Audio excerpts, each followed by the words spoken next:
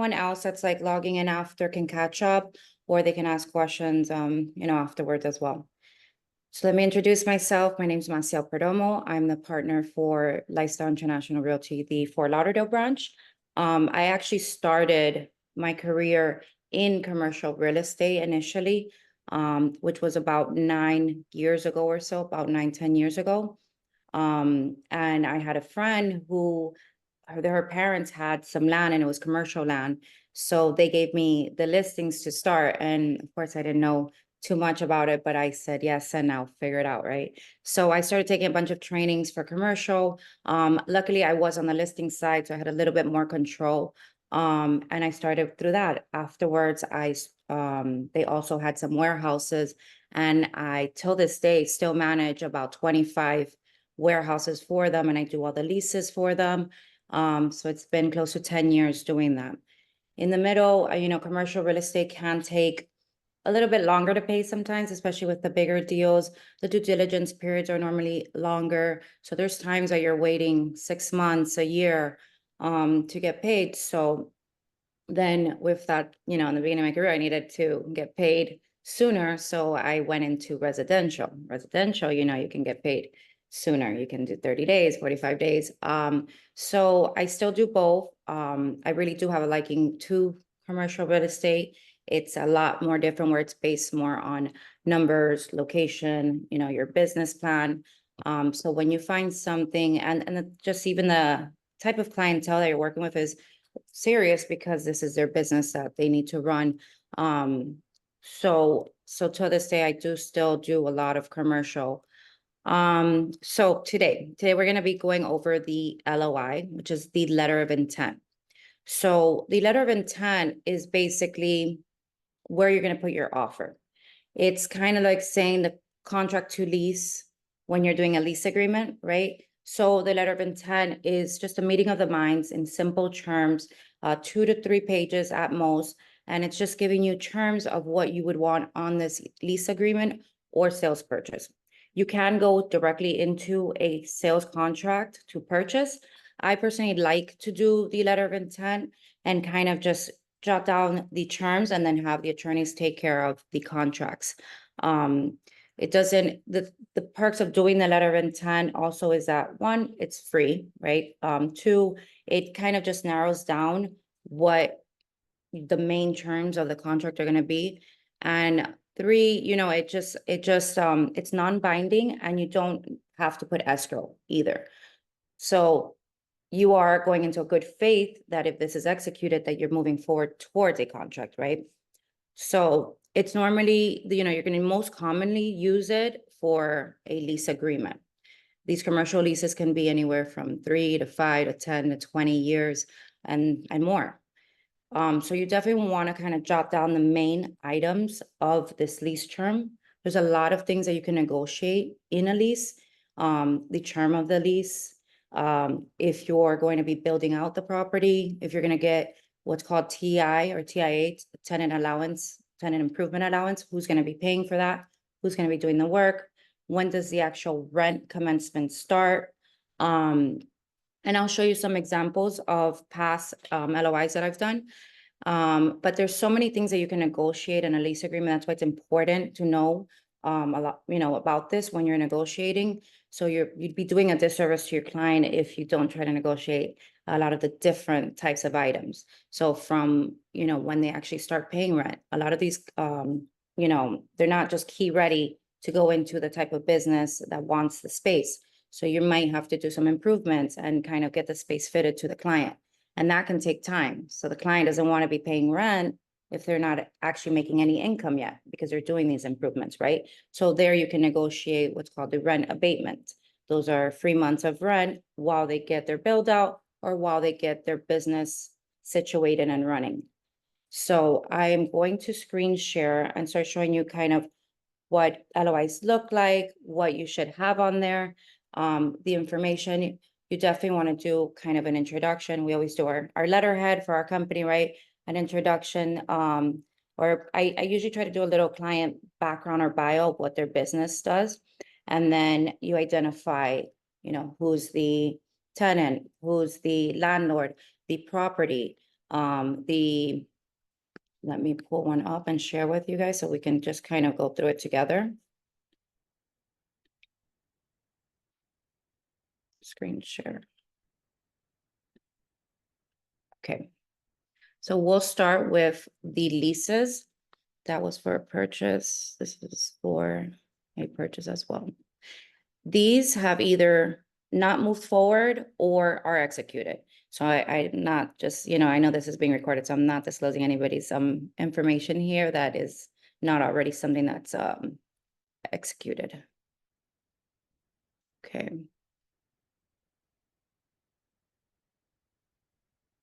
All right, this is a simple one here. Okay. So either when you show up, when you send properties out to your client and you show a property and they want to move forward and they want to do this letter of intent, either you as the tenant's agent are going to create one and send it over, but there is going to be some times where the listing agent already has a template and you can kind of go back and redline it on there as well. So in this case, for this one, if you guys can all see my screen here, this one, the landlord agent already had one done. They sent it over to us. We kind of did a little bit of redlining on it. And it just says, this is a proposal, basically. Who is a tenant? What is the trade name of the business? Who's going to be guaranteeing the lease? So if it is a business that has multiple locations, then they'll have financials to show and the business can guarantee the lease. But if it's a brand new business and they don't have any business credit or financials to show, they may have to personally guarantee the lease. So you have to keep that in mind when working with somebody whose business is new. Who is the landlord, the address, the size of the premise. The size is very important because normally you're being charged per square footage. So you want to know exactly how much square footage your client is leasing out. The term of the lease, besides the initial term, you want to make sure to have renewals. This is somebody's business and identifies with the location. So for the most part, on both sides, tenant and landlord, they're going to want a longer lease because you don't want to be moving around your business, right? So, and the landlord's going to want to lock in a business owner, especially if they're going to be spending any money on giving them tenant improvement allowance or building out the space. So it's very customary for you to see 3 to 5 years on a lease, but the longer that they can lock this in, I always try to include some renewal options. So here we have a 5-year with a one 5-year renewal option. Then the rent. On the rent, there's always going to be a base rent, and the base rent is charged to the square footage. So in this case, it's $28.50 per square foot. So that's going to be per this square foot. And then that base rent, it is negotiable, right? That's what we're trying to negotiate here. But then you may have another fee if you're on a triple net. I know we only have 30 minutes. I'm not going to go into like all the different types of leases, but the most commonly one that you're going to be seeing is the triple net lease. And then that means that there is going to be what's called a CAM. A CAM is a common area maintenance. And that includes when a triple net, the tenant is the one who pays the landlord's portion of taxes, insurance, and that common area maintenance. So that fee is usually a fixed fee, and then it goes, if taxes go up, that fee goes up annually. They'll and say what that fee will be. But what you're really negotiating on these leases is that base. So if you see that a lease is $28 on the base, but then has a CAM of $8, you have to factor in that number as well for this client's expenses. And that CAM is not normally negotiable. It's just on the base, right? It's very customary to have increases. The normal increase are 3, 4, 5%. I try to keep it at 3. They always come back at 4. But those increases can be negotiable. And those increases normally happen annually. I've seen it where we kind of play with that number as well, where we say, hey, in the first year or two, let's not do any increases because they're getting their business situated. And then in the later part of the lease, we'll do higher increases. So that is also negotiable. There's a lot of levelers to play with in a lease. So knowing what they are and being able to, provide that for your client is essential. The financial statements are always gonna, ask for financial statements for the business. Again, if it's a new business, they may look at the credit for the personal person that's guaranteeing the lease. They may want to look at sales reporting, not always, but they'll put these terms here in the LOI. The rent commencement, here we put 60 days after the landlord's delivered the space. This is where you kind of have to figure out, is the space ready to move in? Does the space need build out? Who's taking care of that build out? Are they going to give allowance for that build out? So you want to put all of that stuff on the LOI to get an understanding of when the rent commencement, which is when they actually start paying rent, will start. So they may get the keys, after we go back and forth on this LOI, and then we go back and forth on the lease agreement with the attorneys, and they get those keys, but the rent commencement hasn't started because their business hasn't started to run. I always try to negotiate a couple free months for them. So this is what it's referring to on the rent commencement. Common area maintenance, real estate taxes, and insurance. That's what I was talking about, that fixed fee on these triple net leases. This one in particular was $13.55 per square foot. So in that case, just to do quick math for this one, that would be $28.50 plus $13.55. And you have a total of $42.05, right? Times your square foot, which is $24.31, gives you a total of 102 with 223, right? I'll show you guys. That is your annual rent. You're gonna want to divide that by 12, and this would be your monthly payment, right? So it's 8,500. I know this particular client, his max was 8,500. So that's why we negotiated this base down. Had we kept it on their initial asking of 35, we would have gone over budget. So, but we did factor in that CAM. So make sure that when you're doing these numbers for your client, you are keeping in mind this fixed rate here. Okay. Then we go into the use. The use is usually what the business, does and how they're going to be operating. Advanced rent, I put 1 month. Sometimes they ask for, this advanced rent is usually that first month of rent, and then the security deposit can be 2 to 3 months. They really determine this based on the client's financial. So again, you could kind of try to negotiate this as well. This is pretty customary that they want first month and at least 2 months of security. Landlord's work, you want to identify if the landlord's going to be doing work. I usually at least try to include if it's a shell space. A shell space means that it's basically what it is, like a raw space. No floors are done or anything like that. But you would at least, I always ask for the landlord's work to have the HVAC system running, electrical running, plumbing running, all of those things ready to go. And then the tenant can then come in and put floors and all of those things. So here we have landlord. They had it as is. Instead, I changed it to landlord should provide the space fully turnkey ready, along with HVAC, plumbing, electrical, and working order. And then we attach the landlord work order, identifying what that work will be. Tenant allowance. So we took out the allowance here because of this certain deal. The tenant said that they would do the work as long as they got the abatement months. So here it's just tenant will do improvements in fixtures and finishes as they deem necessary. Sometimes when the tenant is doing the full work, most of the time, when the tenant's doing the full work, the landlord's gonna have to have the approval. Now, if it's aesthetics like lighting and fixtures and stuff like that, they won't. But if they're doing actual work, adding a bathroom or something like that, it will need a landlord's approval. Lease negotiations. This is just general signage. You want to make sure that they are going to be able to have visible signage if they're like in a shopping center. Obviously, it has to be city approved, but you want to include signage here. If there is limited hours of operation, you want to put that as well. And then the brokers, you want to identify the brokers on the deal. And then at least to close off, it's always stated that the LOI is non-binding, but it is in good faith to move forward towards a contract.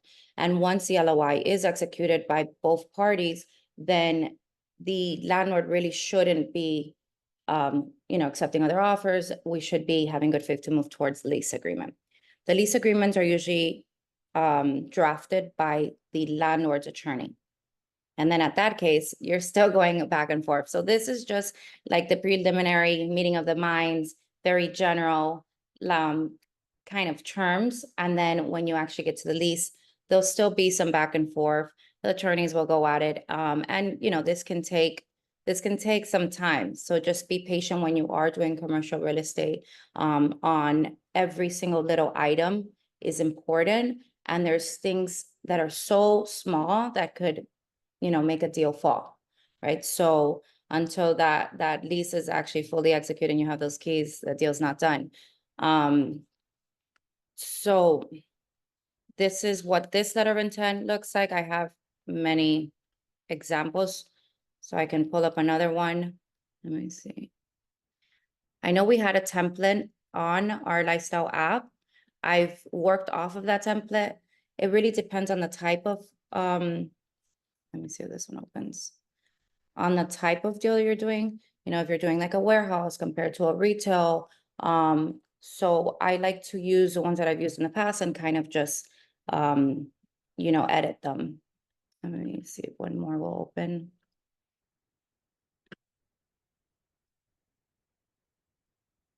I'll show you really quick what a purchase one looks like as well.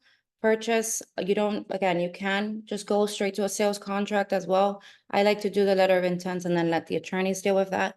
But again, it's very similar.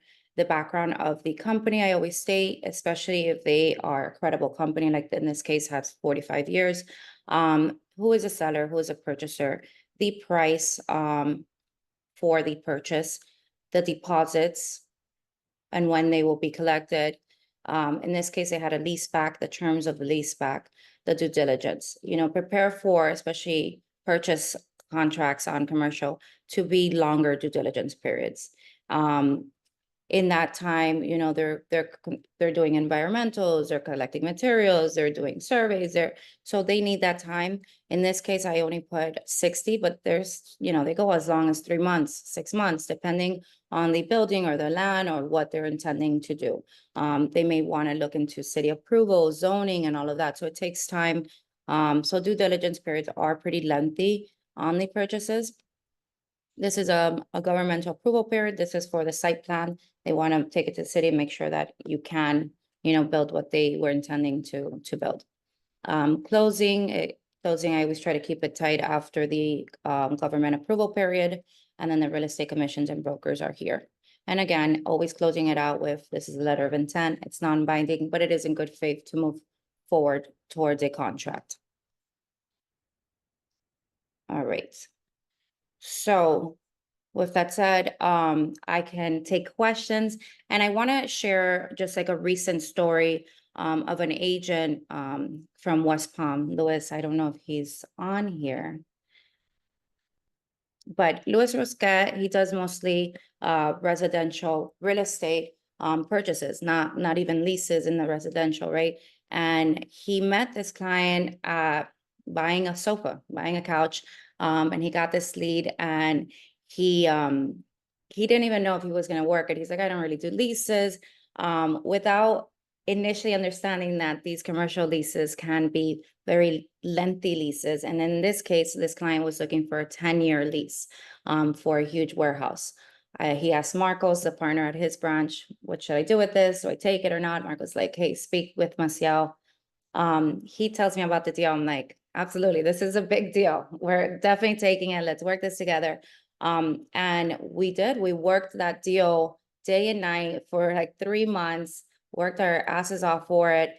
And it was a huge warehouse, about 47,000 square feet for a 10-year lease. Needless to say, this deal was about to be left on the table. And instead, we're walking out with 6-figure commissions each. So definitely do not leave these deals on the table, and pair up with somebody who does know commercial real estate. Because if not, you're going to be doing a disservice to your client if you don't know how to negotiate a lot of these levelers. I'm here to help. I'm here to take questions as well. Does anyone have any questions?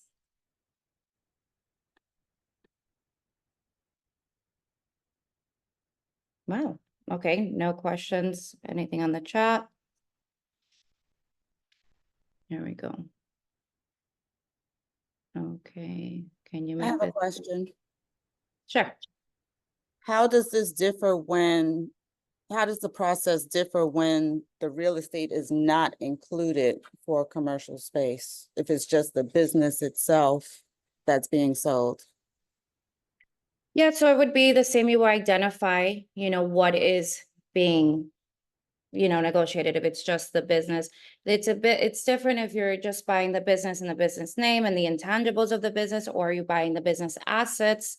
And then if you're going to be taking over that lease, is the lease able to, be approved to move to somebody new? So just identifying it, but it would still be a letter of intent on what is actually being negotiated and purchased and conveyed, right? So Francis, yes. Hi, I know you said yes, we have the LOI form under the commercial link on the app. So we do use that. I think I have one here that it's from that template so that you guys see how we put it to you. Let me, as that's loading. What are some of the examples of the initial questions we should ask the tenants when they begin looking for commercial space? How can we prepare the tenant?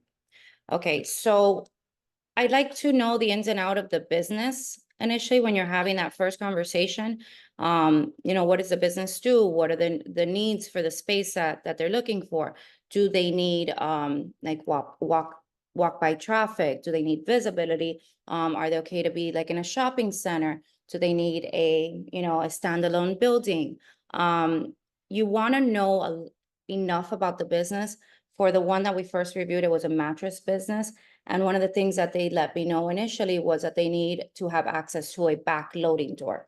Now, if I went and looked for properties that didn't have access to the rear end of the building to have a back loading door, then we would get there and, I would waste their time, right? So knowing these things with like the warehouses, they may need a certain height of warehouses. They may need a certain amount of bay doors. If it's a business that's been running, they should, have pretty much clear on what they need to run their business. If it's a brand new business, then kind of getting those questions on, do they need visibility? How much space they need? Obviously what's their budget? Is there a particular location or area that they need to be in as well? Do you usually confirm the commissions on the LOI? So I confirm the brokers on the LOI, who's in the deal. I don't necessarily always put the commissions on there. With commercial, I always, call the other agent on the other side and confirm what the commissions are going to be at. And then when these leases get really lengthy on, 10 years, 20 years, you may also want to confirm the pay out. There usually is a pay schedule. Because remember, with the leases, they're paying you on the entirety of the lease. So if it's a 10-year lease, they're paying you on that entire 10 years. So that may be a large amount to pay all at once up front. And also they have those abatement months. They want to make sure that they collected their money from the tenants. So there may be a pay schedule as well. So, confirm those things with the co-broker. All right. Do we have any more questions? Do you guys know how to calculate the commissions on a larger lease? You want me to give an example of that? Yes, please. Okay. So when you are confirming commissions, it's usually just on the base rent. So for the first example, let's say it's not on the CAM, right? So if we have a space that is going to be $35 per square foot, and it is 5,000 square feet, just for simple math, that's 175,000 per year. And let's say it's going to be a 10-year lease, you're going to say times 10, and that is going to be the entirety of the lease based on the base. Now, there is going to be increases. So you do get paid on the increases as well. So just knowing that end number of where that lease is, let me see if I have one to show you guys. is important. So like, let's say the one that I did with Lewis, that end number with all of the increases for the 10 years ended up being like 5.8 million and change. So then you would then do the times, let's say if it's a 4% times 4% commissions, and you're getting paid $70,000 on this example. And this was without the increases. So when you start, getting into 5, 10, 20-year leases, there's a lot of money to be made. It's not like residential where you're getting paid half a month, or, so you definitely want to identify how much the commission is. There is sometimes that there's going to be agents that have lower commissions that it's only based, let's say, on the first 2 years. I know Marcelo, you had a deal that like capped out. So if it caps out on those first 2 years, but this is for the most general part. If they are paying on the entirety of the lease and there's increases, they include that. And then that end number on that base times your commission. So we're talking big numbers with these leases. So definitely don't leave money on the table, and don't leave these deals behind. Just again, partner up with people that know how to do this. And definitely don't leave money on the table, right? Did you guys understand that? Any more questions? So commercial Definitely. leases are the gift that keep on giving, right? Yeah, I mean, I particularly love it. You're not gonna be doing as much showings as you do with residential, right? It's not like an emotional thing where it's like, oh, let's just go see a bunch of spaces. That it doesn't work like that, right? Like you're looking for a particular product, and the numbers really need to make sense. So, and obviously it has to make sense for their business and their needs. And there's things, really small things that can make it where that space won't work for them. Listen, me and Nin from the lab were doing a deal that we were working about 6 months on, and we went back and forth on that letter of intent until we finally got there. We're like, all right, let's move forward. And when we were about to move forward, we realized that there was a change on the parking, and that this restaurant, which is a big space and it's an expensive space, only had about 20 available spots for parking in that garage, where they would be sharing it with all of the other retail spaces and a residential building. And that alone, even though everything else made sense, killed our deal. So, and that's, with us being like 6 months in. So there's very little items that can, kill these deals. But again, you're not doing as much showings because it has to all work for the business. So it's just based on the numbers and the wants, the needs of the business. At what point do you get an attorney involved? If you're on the listing side? On the listing side, it depends on the listing side. If they've been there with the 25 warehouses that I manage, we already have our template leases, and we adjust them depending on the tenant. But the attorney came in initially when they first got the warehouses to create those leases for them. But the attorneys are the ones that create the leases in these deals. So the landlord will have an attorney. I do suggest if the tenant to have his attorney as well to review these leases. They can be very lengthy. We're talking about, 40, 60, 100 pages of a lease, so you definitely want to suggest for the tenant to also have his landlord to review them. We're not attorneys, so we can read it back to them, but I would suggest to have attorneys on both sides once the lease agreement is in place to be reviewed. See, the deal that I had with Lewis, we worked on this for 3 months, day and night. And we went back and forth on that LOI till the very last item. We finally moved over into the lease agreement, and we started redlining, going back and forth on small items. And while reading through that lease, we saw that there was a management fee of 3% on top of the CAM, on top of the increases, on top of all the other fees that we had already negotiated on the LOI. And that almost killed our deal, because that was just, we had negotiated this to the T, to the last number of what the tenant can do. And we had pushed back and forth for a while And then finally we got to a good place to say, hey, we're gonna move forward. And then all of a sudden in the lease, we see that there is another fee that was never disclosed. And that small item, right? Seems small, but it adds another 1,500 to their monthly because 3% on these larger leases can be a lot of money, right? So that basically almost killed our deal. We had to go back to the drawing board, and we thought we had already been past, negotiations. So definitely I would suggest for both sides to have an attorney to review these leases.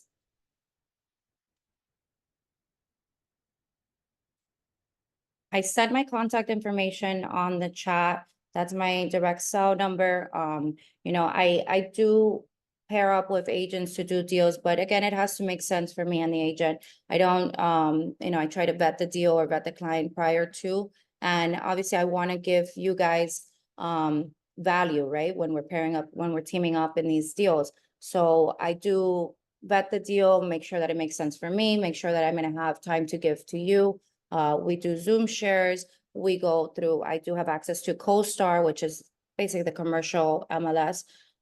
So we'll do searches together. You'll be part of the deal along the whole way. You'll learn a lot. You'll do, you'll be on every single call and everything throughout the A to Z for the deal.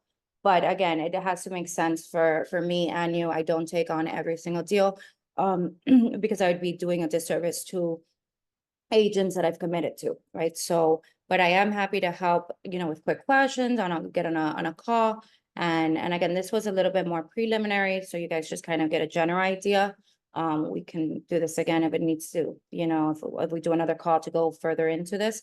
But otherwise, I'm here to help. I've put my contact information, and I hope that it was insightful. Thank you so much. This is tremendous help. Okay. Well, you're welcome. Thank you, guys. If there's any more questions, I'll take them. Otherwise, I hope you guys have an amazing Friday. And that's it, guys. Thank you.